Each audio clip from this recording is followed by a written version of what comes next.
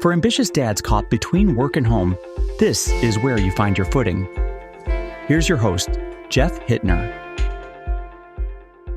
Welcome, everyone, to the Ambitious Dads podcast. I am indeed your host, Jeff Hittner. After more than 200 conversations with fathers, I realized we're just not talking enough. Not about our fears or our ambitions or how our kids are really doing or how we're holding up in the middle of it all. This podcast is for the dads trying to build something meaningful and be present at home. The ones carrying a lot, questioning if they're doing enough, and craving honest conversations without the filters. If that's you, you're not alone. You're in the right place. Let's figure this out together. Well, today we have a wonderful guest, Cory Allen. Cory is a former police officer and a U.S. Secret Service agent who actually protected Michelle Obama for a good chunk of his time in the Secret Service, as well as an author of a soon-to-be-released children's book titled Dada Takes a Trip. Cory is also, of course, a father to a toddler and a soon-to-be second child. So, Cory, welcome to the show. Good morning from San Francisco. Thank you for having me, Jeff, and it's great to meet you via Zoom. Yeah, my pleasure. Well, why don't we start with just a little bit more about your story into fatherhood?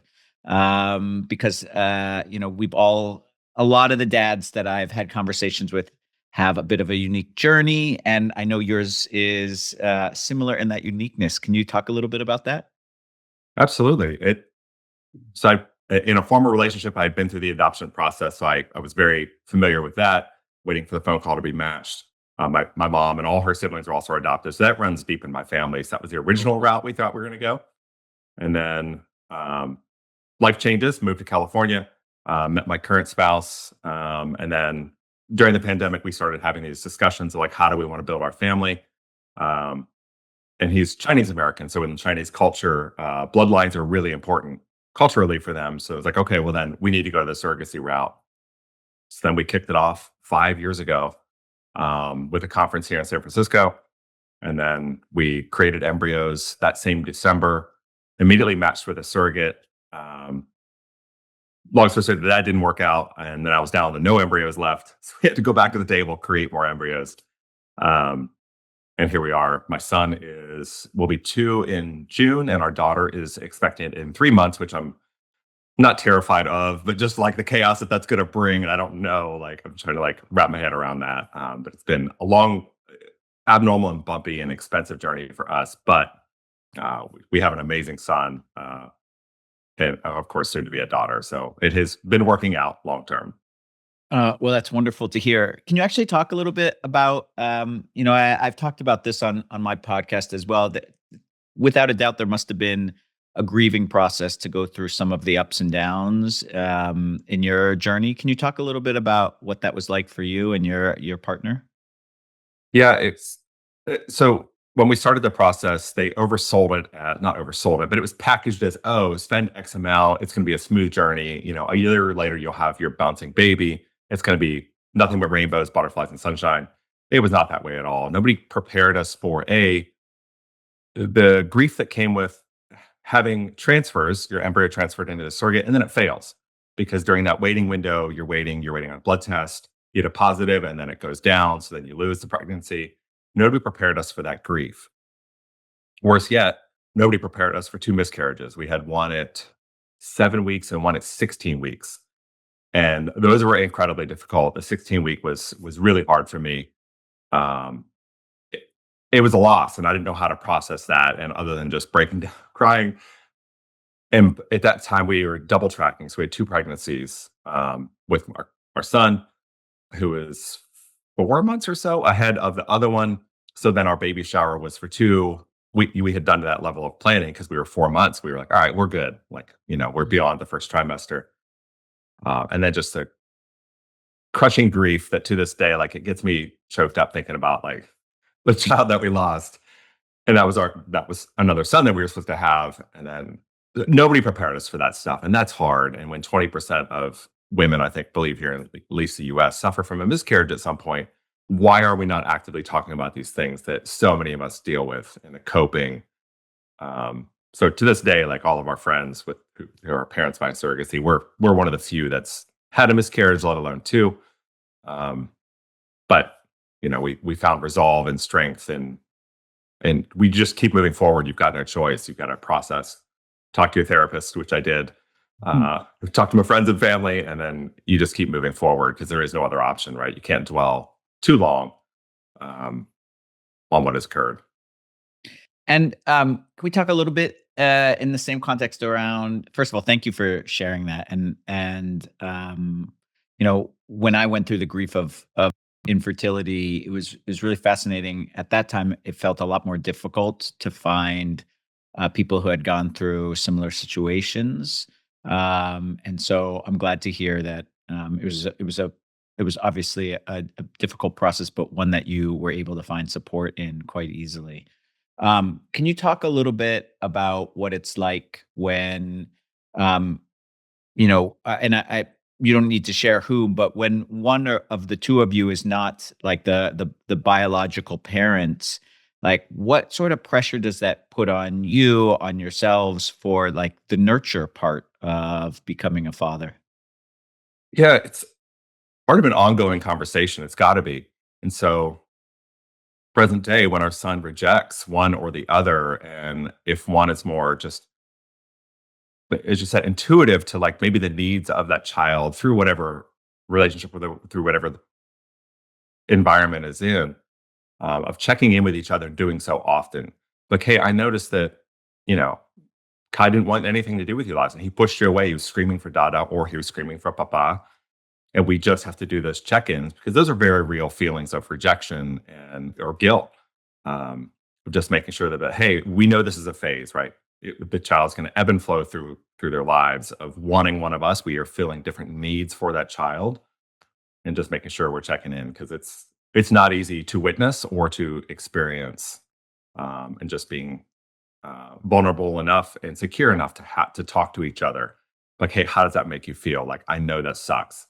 It hurts for me to hear on the other side of that nursery door when I've got to stay out of the picture because you two have to sort that out. Yeah, you can't be the heroine for every situation. So it's just checking in a lot with each other, and we try to do that through our marriage, regardless of the child, but feeling safe enough to do that. I love that. I mean, I personally remember, for me now, it's my oldest will be 9 in a few weeks. It was almost like the most painful blessing in disguise. I remember literally crying on a beach, well before we went down the route of using a donor, and thinking to myself, I'm going to screw this child up because they're going to be a teenager and they're going to be going through this identity crisis. And I'm going to be part of that crisis because the story of our family is so distinct. And yet today, what I feel is that was the biggest gift I ever got, because basically it led me to realize that we're all sort of get over it. And I got over it a lot sooner than I think I otherwise would have. And maybe in some respects, most parents do, kind of holding on to this, like, my child is perfect. Everything is perfect. I had to let go of it beforehand. So it felt like making mistakes felt a little bit safer and a little bit easier along the way for me. I don't know if you've had that sort of mental gymnastics yourself yet, or how you could explain it for you. It's you explained it very well. You have way more experience than I do. Of just the constant pivots. I call them pivots. You've got to adapt constantly, especially with a toddler, or God forbid when we get to the teenage years. Um, yeah, you laid it out really well, so I can't add a whole lot to that. No. Well, tell me, my understanding is you also are a bit of the sandwich generation. Is that right? So also, so you got a brand new baby girl on the way, you have a toddler, and then you have elderly parents that you're taking care of. Tell me what that's like. Oh, it's it's a lot. My parents, they divorced when I was 2. So my father lives in Pennsylvania, mom lives in Virginia. I'm really close with mom. So we talk every day. We FaceTime. We did last night. Um, it's hard because their needs are growing as they all do as we age. Thankfully, they're in decent health. Mom is great.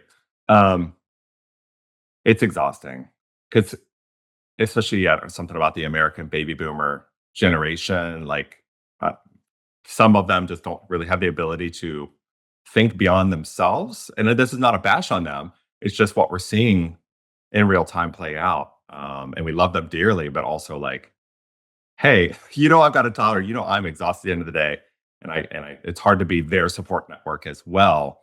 And I've also suggested to one of them, like, hey, have you thought about therapy? Like, but therapy is a bad word.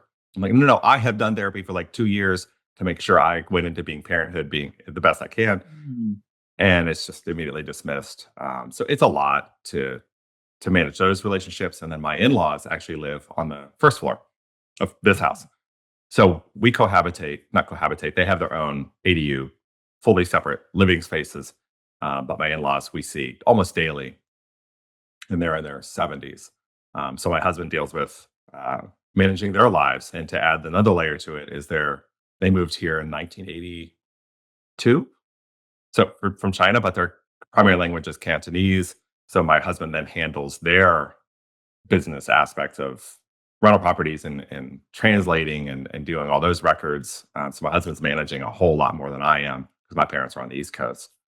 Um, so it's a lot at the end of the day. And I give my husband bad props for like, he's got to be way more involved than I am. I get text messages and calls, whereas he's dealing with them face to face. And we love them dearly. They've done nothing wrong, but just that cultural differences between just how complex it can be. But also the beautiful side is we have babysitters.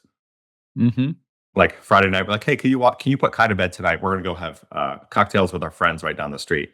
We'll be home by 10, but please take care of Kai and put him to bed. So it's beautiful in that regard.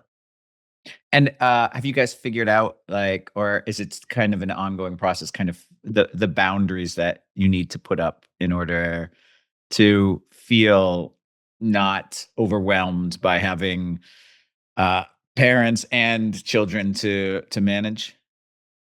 It is becoming easier for me because, again, my parents are at a distance, and sometimes I don't respond to the text message. I just can't. I don't have the mental strength. At the end of the day, Kai goes down 8:30. I come out of that nursery, and all you want to do is sit for an hour. We watch an hour of Schitt's Creek or whatever, and then go to bed because I just can't. My brain is done because a toddler is nonstop unless they are sleeping. It is 100 mile an hour. So I'm getting better at allowing myself to take space I need, because if I'm not fully present for our son, well, then I start to fail there, or for my husband. So it's getting easier. And though, they may throw on guilt here and there, but I'm like, hey, I've got a toddler. Please keep that in mind. But also recognizing that, like, they don't remember what that was like because it's been a long time and Yeah. everything has changed. Key parenting is not how we parent, not how I parent. And or whether they weren't in the picture at all, right? They may not know what it is truly like to have a toddler. So I just try and keep all that in mind as I manage these relationships, and blessed that they're still in our lives, right? A lot of people aren't that fortunate. Yeah, that is very true. Can you tell me a little bit? So you've got a new book that is coming out, and I love it because it's totally tied to what a lot of ambitious dads kind of have to deal with on a regular basis, which is travel, work travel in particular, right?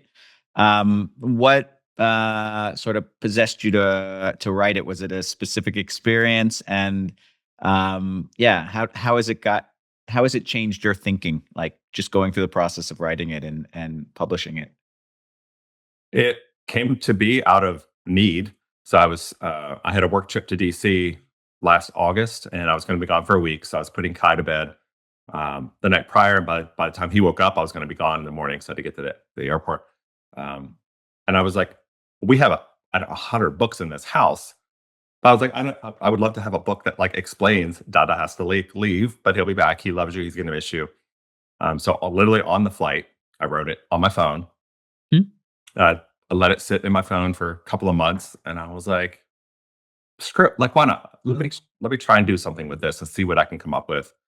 So I started looking at children's literature illustrators, found Mariana And she immediately loved the project. And I was like, oh, this is great. So then we signed the paperwork or the contract, and we were off to the races because it was just a shot in the dark to see, okay, maybe there's an actual need for this in the marketplace. And for me, it ties into legacy because I'm an older dad. I'm in my 40s. I worry about my own health. I worry about like passing away tomorrow, and then having something that the kids will know without question that I love them. And this is how much I love them. It's tangible. Um, I worry about that stuff a lot just because I don't know, it comes with the territory of being in my 40s. Um, so that absolutely played a role in it. But then of course it does talk about emotion and like show that like, so the dog is actually our dog. And then the cat, which is my son, is actually our cat, just FYI. But showing a little bit of vulnerability because we have to teach these kids, like as men, it's okay. We also experience emotions, and not only we, helping him through his tantrums and openly talking about like, I know you're upset right now. I know you're angry. What, I'm trying to just articulate, to set the stage that it's okay for them to express these emotions, and it's okay for us to get sad and cry. And so it all kind of ties into the knock my microphone over, why I wrote it.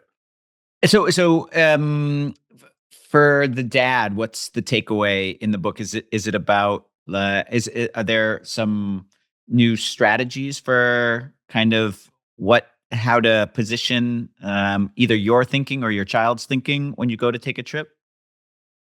That our love remains. We will be back. This is only temporary, and just because we're not there physically doesn't mean that we aren't there with them. Mm-hmm. Right? We carry each other with us everywhere we go. In our minds, photos on our phone. Like when you leave, the moment you step away, you're like, oh, I need a break because parenting is hard. And then the next thing you know, I'm in a hotel somewhere looking at photos like of my family. I love it. Assuring them that like, yeah, Dada's gone right now, but Dada's going to be back tomorrow. Dada had to take a trip. But he loves you more than anything in the world. But he is right here with you. And always will be. When I started the process of interviewing 200 ambitious dads, this theme kept coming up again and again, which was so many of the dads, and this was without my prompting, felt like it feels really weird that my child, if I work for those that work from home, that my child sees me go and kind of lock the door to a room and has no idea what I'm doing. Or if I go on a work trip, they have no idea what work is. And basically what they were saying is, this consumes a huge part of my identity and my day. And I don't really know how to talk about my work to my child. And in particular, when I go on trips, how to share like why I'm going away and what I'm doing. Now your son is much younger, but have you put some thought into like, when you do go on future work trips, how are you going to describe like what it means to go to work or to to be doing the stuff that you're doing that makes you sort of disappear for so many hours a day? By being candid, I guess it's a means to an end, right? We've all got to work to provide, unless you're into a trust fund, and unfortunately, that's not us. And not yet. Not yet, right? Maybe that's for Kai. But just being open, I don't know. It will have to be open and honest about it. Like we've got to do it. Just like you've got to go to school. He goes to daycare, and we do phrase it in a way like, all right, we're going to school today, and we're going to learn, and we've got to do these things because X, Y, Z. We know it's hard, but also I have the luxury that I should be retiring in 3 years, in 10 months. So then I will be much more present than as they're developing years. I'll be around a whole lot more than I am. I mean, I'm not traveling near as much as I used to as a service agent. I'm just being honest with it. It's the only thing we can be. But also, it's funny because he knows who Obama is, which is for being like 20 months old. We walk, there's a picture on the fridge, and he knows exactly who that is. So I will have the luxury of like my first book could be like, oh no, this is what Dada did for work. So that will help fill in some of those gaps that I don't know for what it's worth. For sure. What I heard from some other dads too were just simple things of trying to simplify down the work they did into, ways that their kids could understand. So for me, for instance, As a executive coach and leadership expert, what I do is I taught my kids that what daddy does is help people with change. And so now whenever I have to do something for work, or if I have a call after school ends, my sons both will literally say, "Oh, you have to go help someone like deal with something changing," and I'd be like, "Yeah, yeah, that's exactly right." Like the simplest description, and then I'll get more sophisticated as they get a little older. I That's mean, you're a hero in the work that you do, so I feel like that can be an easy way. You could call yourself a superhero or whatever you want to do, like however it relates. I ain't Um, doing that. no, but in the past, right? So, however you want to describe it. So I don't know. It felt like a fun way for me, for my kids to empathize and really understand is just like simplifying it down to basically the core values of the work you do, Okay. I right? like it. Because my current work is it's hard for adults when I spit it out to like adult friends. They're like, what is that? So I'll put thought into that. It's easier for my husband. And I have to start to do that with because he's a physician. I'm like, oh, Papa is a doctor. Do you know what a doctor? A doctor is helping people, like quite literally fixing Yeah. people. We have started doing that with uh, my husband's work. It's a little Yeah, bit you could more. simplify yours down to values too, and that would work out great. Yeah, I yeah, like yeah. it. Yeah. Well, so you're 2 years in, you have a toddler. What are some of the things you feel like you've gotten wrong so far, in terms of sort of balancing work and fatherhood and geez, and also managing, the situation with your parents and your husband's parents? What are some of the things you think you've gotten right? Like, what sort of bubbles up to the top in both directions for you? Um, Kai's awake.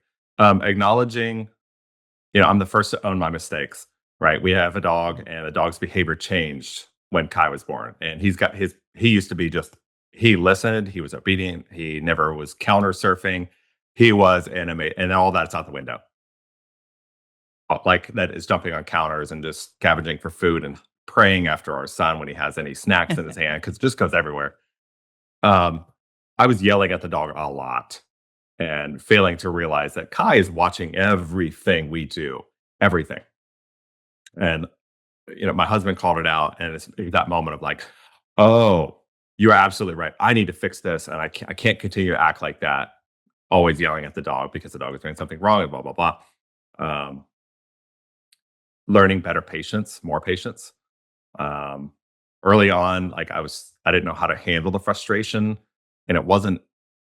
Kai and I were battling a little bit when it came to like changing diapers, or he was doing alligator rolls. He was just fighting me, and I didn't realize until after the fact. I was losing my patience, and I would throw things. Yeah, yeah, yeah. Like just out of frustration, if I had a handful of wipes or whatever, just I would. Well, he quickly learned that. I'm like, oh no, I had to fix it. And the second more important thing was I was fighting my own um, attributes. These are my traits that I was dealing with on the change, and I didn't realize that like, oh, I'm fighting my own self, if you will, a miniature version of myself. And I had to step back and reprocess and reapproach like how I'm handling these things and how I'm mentally processing them because I was dealing with my own personality, right? He's got those attributes. And that was hard for me to deal with because I just hadn't been confronted with dealing with my own, not identity, but my characteristics, if you will. He's stubbornly independent, as so am I. And I just didn't, I failed to realize that until it was in the real time that I had to step back and reassess. It's really powerful what you talk about. I mean, that's mirroring, right? Like our kids mirror us so much, and they mirror our best and our worst traits. And so, I heard you say that your husband kind of noticed that, right? And then it sounds like you did as well. Is that also one of the things that you work on in therapy? Is sort of kind of figuring out, the things that you see mirrored that you're not the most excited about, and how to work through those personally before even addressing any of it with your son? No, I don't. So I don't. My therapist, I haven't used them since Kai was born. Okay. So no, that's just something that I have to work on, and it's a really insanely quick pivot that I'm able to do now because Cool. it's parenting, right? You've got to affect those changes immediately. Period. There is no other excuse, and so I'm able to do that. And the relationship with the dog, I'm not yelling and screaming all the time at him, and much more calm approach because Kai emulates everything we do, and that is easy for me to do now. Um, and just this endless bucket of patience that I had no idea that I had, because you can't lose it. When they're melting down, you are the regulator. They are looking to you to calm them down, to be that steady, even keel. So thankfully, it's easier for me to do, maybe because of therapy in the past. But Yeah, no, I asked because I definitely needed therapy to improve my shortcomings around some of those things that I mirrored in my son. And for you, what's been the trick to growing your patience? Because I mean, recognizing it is only 10% of the battle. Then you actually have to hold your patience in those squirmy diaper changes that you'd like to end in 10 seconds and take 4 minutes. Has there been a trick for you to kind of grow your patience?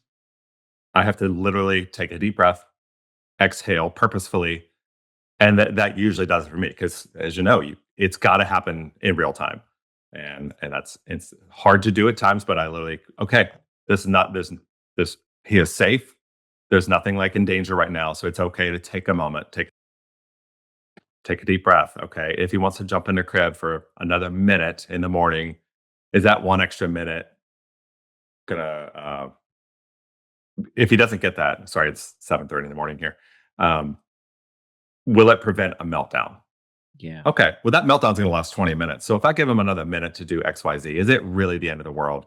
No. Does it make me a little bit irked because I'm now going to be a little bit late? Yeah. But so it's just weighing out those things that, it's not a big deal at the end of the world or at the end of the day. I mean, I imagine knowing your career that being precise is pretty important. Yes.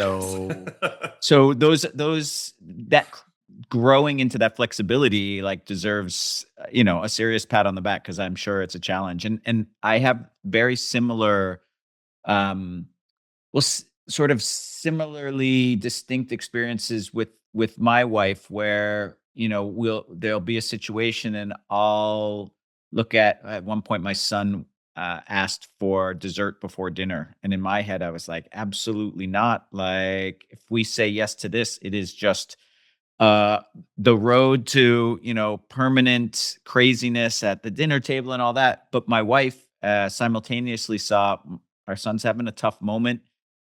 This is not going to change like the norms, and like I'm thinking about this moment similar to you, like avoiding the tantrum now, and it's going to be fine for the next round. And so we would see these same moments in very different ways, and growing into that flexibility for me definitely took time. So yeah. What about for It's, you? yeah, it's hard. Because as you said, I was so rich. I've been in government service for it'll be 25 years in April. And it is all like you are on, if you're not 10 minutes early, you're late. you know, that doesn't work with parenting. It does in some capacity, in some contexts it does, but not with toddlers. And even last night, like trying to eat dinner, dinner time is just so frustrating with a toddler. You're gonna get a chicken nugget to the face or food on the floor, or whatever. But he wanted to sit instead of he's got a little booster seat on the chair. He didn't want to sit there. He wanted to sit in the big boy chair next to Papa. And I'm like, okay, well, he's eating. Screw it. Like, you sit next to him. He's not going to fall out of the chair. Is it? No. Like you said, is it going to change the norms of the day to day? No. But in that moment, is he eating? Yeah. Is he safe? Yeah. Okay. Like, what's the big deal? So we just left Yeah. him as is. And yeah, we just trying to adapt. And I'm trying to get better at it. I would argue I am better at it now than I certainly was 10 years ago.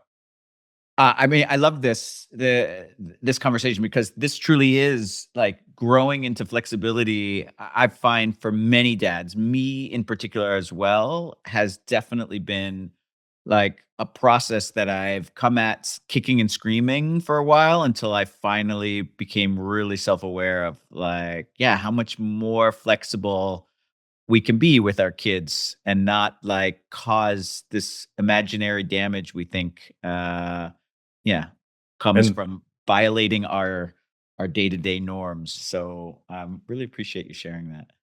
yeah, it's the hardest. I still have one more to overcome, and that's my cleanliness. Like I swear the kitchen floor was clean three times yesterday. Just because there's a dog, there's a toddler, like it's a mess. And so it's hard for me, like when there's a mess and it's just constant mess and I'm tidying and going behind at all times. So I've got to learn to let go some of that OCD like cleanliness stuff because it just stresses me out. I hear you. And when you have your next one, you just won't even have the time for the Yeah, that too. um what's the thing that's keeping you up the most at night as a dad?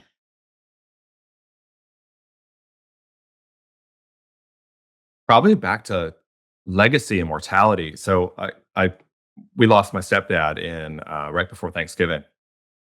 And so it's been front of mind a lot.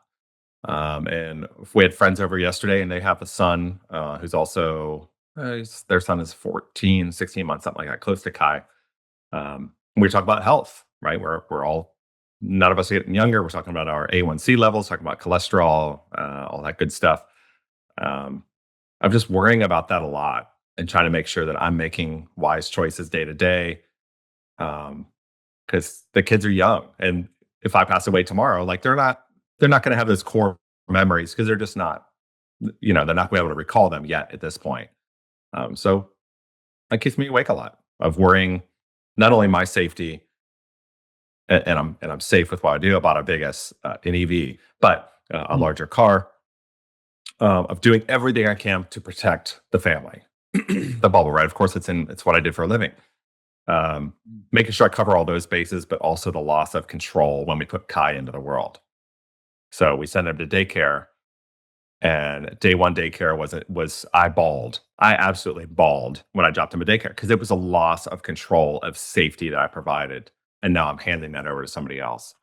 Worrying about school shootings, like we live here in the U.S. and unfortunately, that's I'm not going to use curse words, but I, it's insane. I have to even factor that into okay when I approach the daycare. Do they have an emergency plan? What do they do? And I've asked those questions. So I worry about what's going on.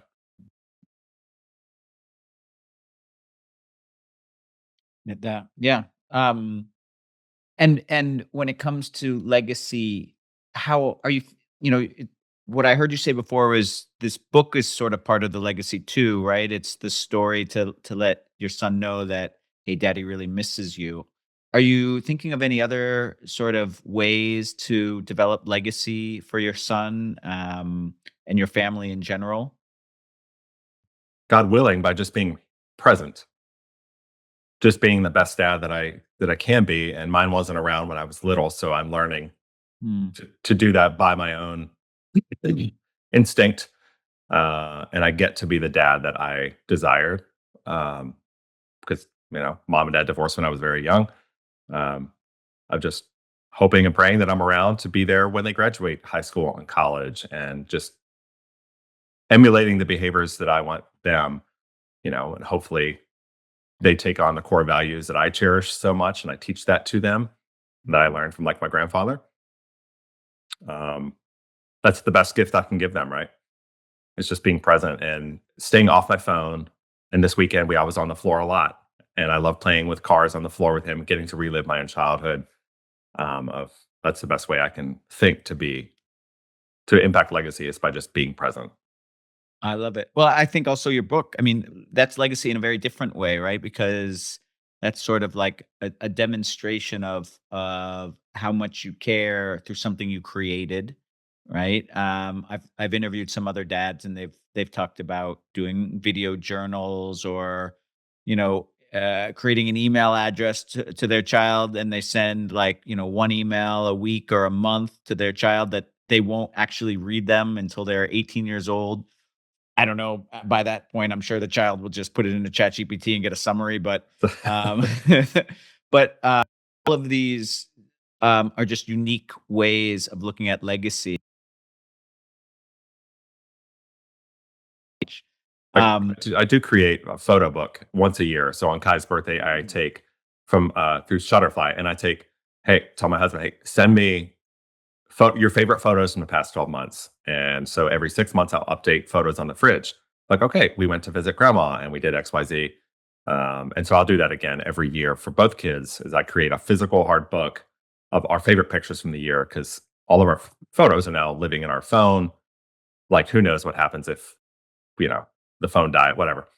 Um, so that is another way that at the end of the day, they'll be able to pull up a literal book off the shelf and like, oh, this is when we went. This is when I was 2 months old, blah, blah, blah. yeah, absolutely. Um, Very cool. I was also thinking, you're talking about how your dog's personality changed when your son came into being, right? So just imagine, obviously, how your son's personality will do a loop de loop when your daughter comes. How are you preparing for that emotionally? um, but we openly talk about it with Kai. We talk about it, and he was like, "You want a babysit?" He's like, "Yes." Like, are you sure? You don't know what that means. Um, Finding ways to shortcut the work around the house. Of okay, these are my stress points. I am quasi OCD about being clean and orderly, and okay, how can we shortcut ways? So we got a Eufy like self cleaning mopping thing that comes out and does the kitchen floors. So that now I'm not on my hands and knees with Clorox wipes daily, and now this we just press the button on the phone and it comes out and does it. Um, Meal prep, we're actively talking about ways we can help each other lessen the workload around the house. Because after baby leave, like we both do have to go back to work, and then we're into the day, and how do we make it easier for ourselves? Uh, and even now, with we're in the third trimester, like there's a third bedroom here to my right. I'm on the third floor. Like figure out, okay, where is the nursery going to be? Because we can't throw our son out of the nursery because he's Mm. right across the hall from our bedroom. Like, and then we're going to take shifts, and like I have to think through the logistics of what that's going to look like, and I'm actively doing that. Like quite literally, like day to day. I'm like, okay, do we need to get another recliner, a whole new nursery setup? How are we going to manage this? So like we survive it mentally ahead of time. I love that thinking, just kind of finding, and that's kind of what we need to do when we know as dads. I mean, we're trying to balance so many things, and just where are the spots that I can outsource it to a robot as much as anything else. Yes. I really appreciated that thinking. Well, one of the things about being an ambitious dad that I like to kind of end with for all my sessions is um, it's also messy. And you alluded to some messy situations while changing diapers, but do you have a particular messy story, whether it's vomit or diapers or anything, with Kai that's happened since he joined you? I think we've got an endless list of these, but in the spirit of vulnerability. So we started. We haven't officially started potty training, but we are like we have the play toilet, not play toilet, like the toddler toilet on the floor, and we have the diaper on the elephant to like just help talk about these things. So my husband was working, or he was traveling, I forget which, but I was like, oh, you know what? I'm gonna put a pull up diaper on Kai, and I pulled one out of the package, threw it on him. I was like, screw it, we're gonna give it a shot. Well, then of course he fills it to the brim. I pick him up, take him to the changing table, and I'm like, in the moment, like he's getting a little bit fussy, and I'm like, I need to get this diaper off because it's loaded and he's gonna roll on me. I was like, how do I get this stupid diaper off? Like it's not a diaper, it doesn't have the straps. I'm like, this can't. I was like, okay, so I start pulling it down, which then spreads poo on down his legs, all the way off onto his heels. Like there is poo everywhere. I'm like, how is there no quick release on these stupid pull up diapers? And to the point that I'm just like, we have to bath. We have to go to the bath. Like there's nothing I can do about this. There is feces everywhere. So I had to throw him in the bathtub, and of course immediately called my sister. And was after the fact like, there's a pull tab on the side. And sure enough, there's a fucking pull up. I pulled another one. I was like, I am so stupid. Now there's just feces everywhere on the change table, and just because I didn't pull one ahead of time and just test it out. I just threw it on him and had no idea that there was this quick release on the side. Ah, yes. I love it. I love it. Well, thank you so much, Cory. This has been a wonderful conversation. And for folks that want to find your book when it comes out, I assume just Amazon? It'll be on Amazon. You can order it from any bookstore. There's a link on my website, coryallenbooks.com, but you can Google it. So it releases a week from tomorrow. It'll be on the 24th. It'll be available anywhere. Perfect. And I'll put it in the show notes for people that want to check it out. Thank you so much. And good luck with the next one. Thank you, Jeff. And I really appreciate it. And for all the work you do to amplify the voices like ours is so appreciated. Thank you. Thanks for tuning in to this episode of the Ambitious Dads Podcast. If you enjoyed this conversation and want more insights on balancing ambition and fatherhood, make sure to hit that like button, subscribe to the channel, and turn on the notification bell so you never miss an upcoming episode. Check out the links in the description for our newsletter and more resources to help you live intentionally as a dad. See you in the next episode.